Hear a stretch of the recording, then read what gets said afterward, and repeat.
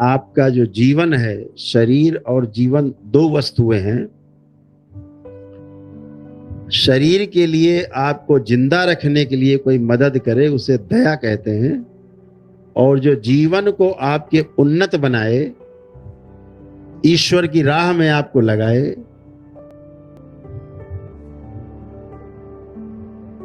आपको मानसिक शांति दे, उसे कृपा कहते हैं। और यदि कोई व्यक्ति दया और कृपा दोनों करे,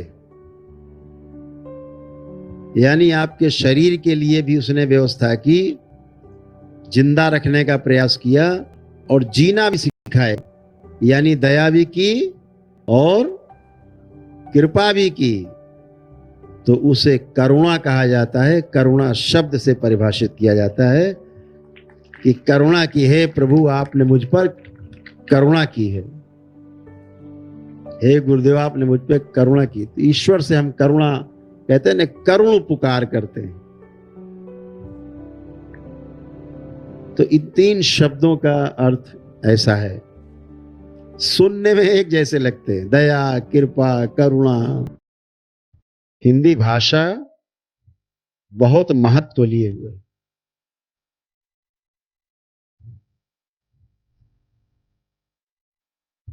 हिंदी में जो बोला जाएगा, शाब्दिक अर्थ उसका वही रहेगा, बदलेगा नहीं। संस्कृत में बोला जाएगा, एकदम अडिग रहेगा।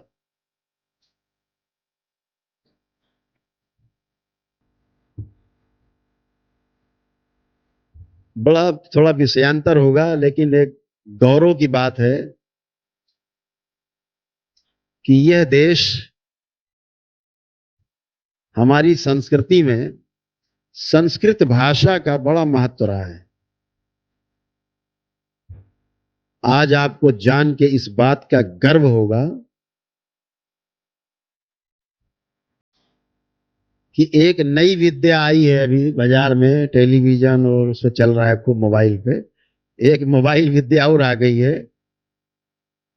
ये आपको यही नहीं पता लगेगा, आपकी फोटो वीडियो पता नहीं क्या क्या बना के क्या कर देंगे। आप कहोगे हम तो कभी किए नहीं, तो बना के दिखा देंगे। उसको बोलते हैं AI, आर्टिफिशियल इंटेलिजेंस।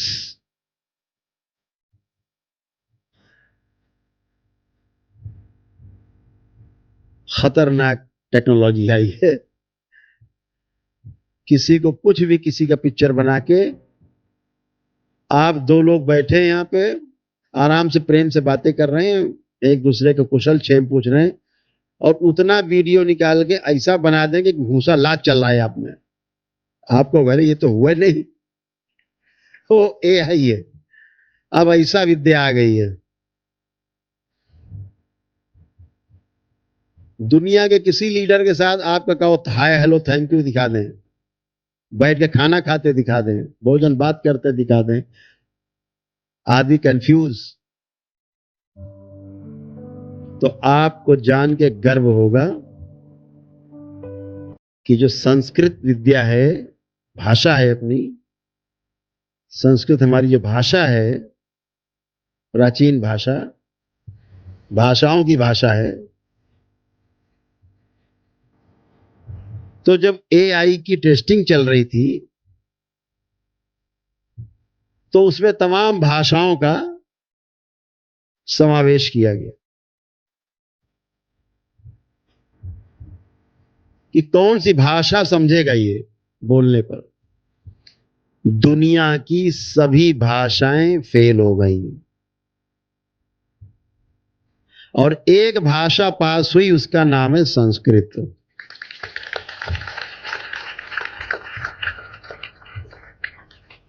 कि बोलो कुछ और अर्थ उसका कुछ। तो जो प्रोनाउंसिएशन है, जो जो उच्चारण है, तो बोले BUT बट, तो PUT, तो पट होता नहीं, वो बोलते हैं अंग्रेजी में पुट। तो पीयूटी बोले पुट, तो बगल में लिखा बीयूटी, अब हो जाएगा बुट। तो जो सामने कंप्यूटर है वो कंफ्यूज हो जाएगा। तो संस्कृत भाषा को ही प्राथमिकता मिली, एआई में उन्होंने प्रयोग किया है। 100% परिणाम केवल संस्कृत भाषा से आए। ऐसे हमारे देश के हमारे विद्वान, हमारे ऋषि मुनि, हमारे पूर्वज थे, महर्षि, उन्होंने संस्कृत विद्या का, संस्कृत भाषा का ज्ञान हम लोगों को दी।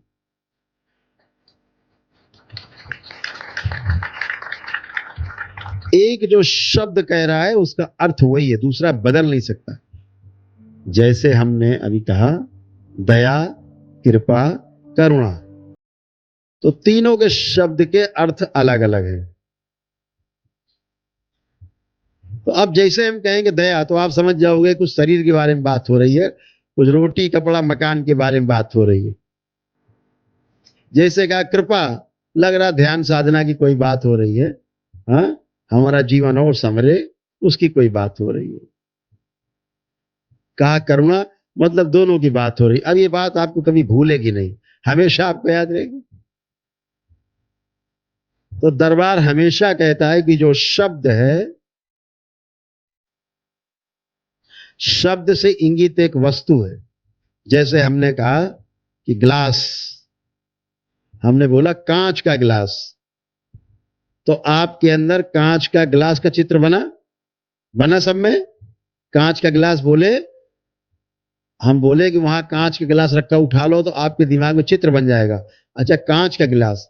और अगर वहां स्टील का रखा होगा तो आपके अंदर मैच नहीं करेगा, तो आप वहां से कहोगे गुरुजी यहां तो है ही नहीं कांच का गिलास। क्यों नहीं है?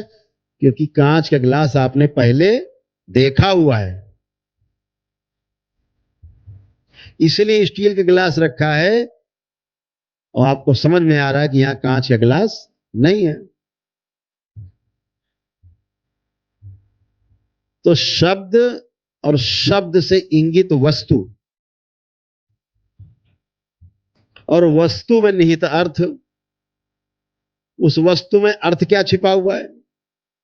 क्या अर्थ है कि भाई इसे पानी डालो, दूध डालो, कोई तरल पदार्थ डाल के रखा जा सकता है, सदुपयोग किया जा सकता है, पानी पिया जा सकता है, दूध पिया जा सकता है, शरबत पिया जा सकता है, कुछ भी तरल पदार्थ में प्रयोग हो सकता है। ये उसका अर्थ। गिलास का और कहां प्रयोग करोगे?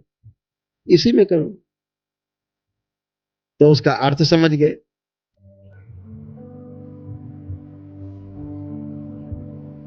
जैसे ही अर्थ समझ जाते हैं तो अंदर एक चित्र बन जाता है हमेशा के लिए। अच्छा, आपके तो पानी पीना तो गिलास समझ जाता, गिलास है क्या? आप पूछते हो गिलास है?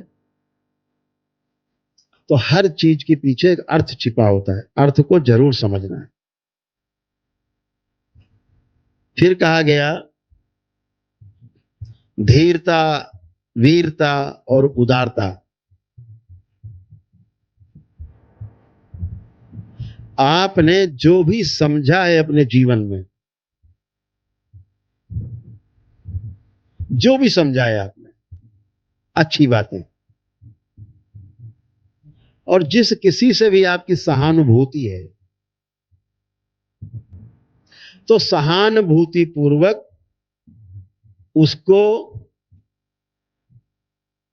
वह बात समझाने में कि वो समझ जाए, उसके ऊपर धन खर्चा करते हैं, अपना श्रम से कमाया हुआ धन, धैर्य पूर्वक प्रतीक्षा करते कि समझ जाए अच्छे से बात। धीरता, धीरता क्या है? आप स्वयं लग करके जो समझा है उसको समझाने में लग जाएं, उसको सहानुभूति पूर्वक। धन नहीं खर्चा कर रहे हैं, लेकिन केवल पढ़ा रहे हैं, शिक्षा दे रहे हैं, जो बात आपने समझी है, जीवन में अनुभव किया है, वो उसको अनुभव करा ले जाएं।